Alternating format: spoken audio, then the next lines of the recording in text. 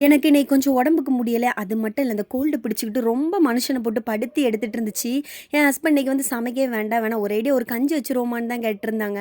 ஆனா எனக்கு தான் மனசே கேட்கல. காலையிலேயே கஞ்சி வச்சு எங்கேருந்து குடிக்கன்னு சொல்லிட்டு, இடியாப்பம் பண்ணிரலாம். அது வந்து ஈஸி தான். அது மட்டும் இல்ல. இந்த கடலை கறி வைக்கிறதுனாலும் குக்கர் தானே. சரி அதனால எல்லாம் ரெடி பண்ணிக்கலான்னு சொல்லிட்டு நானும் இந்த மாவ ஃபர்ஸ்ட்டு வறுத்து வச்சுக்கிட்டேன். ஆனா நெறைய பேர் நீங்க நெனைக்கிறீங்க, இடியாப்பம் வந்து ரொம்ப கஷ்டம். அது மட்டும் இல்ல நெறைய பேருக்கு ஒழுங்கா வரலன்னு.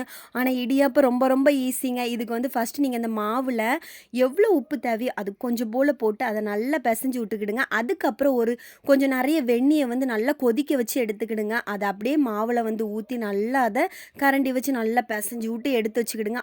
அதுக்கப்புறம் அப்படியே டிஸ்டர்ப் பண்ணாம நல்லா ஆறுனதுக்கு அப்புறவு இடியாப்ப அச்சுல வச்சு நீங்க புழிஞ்சு எடுங்க. நீங்க காலையில இந்த இடியாப்பம் பண்றீங்களா, நைட் வர அப்படியே பூ போல பஞ்சு போல ரொம்ப சாஃப்ட்டா நல்லாருக்கும். இப்படி ட்ரை பண்ணி பார்த்துட்டு சொல்லுங்க. நானும் இடியாப்பம் வச்சு சாப்பிட்டுட்டு வரேன். பாய் பாய்.